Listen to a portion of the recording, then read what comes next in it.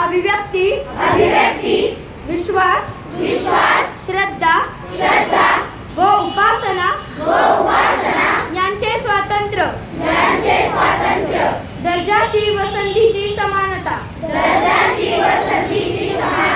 निश्चितपणे प्राप्त करून देण्याचा आणि या सर्वांमध्ये व्यक्तीची प्रतिष्ठा व राष्ट्राची एकता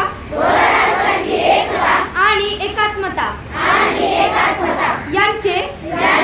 आश्वासन देणारी बंधुता प्रवर्धित करण्याचा संकल्पपूर्वक निर्धार करून आमच्या संविधान सभेत आज दिनांक 26 नोव्हेंबर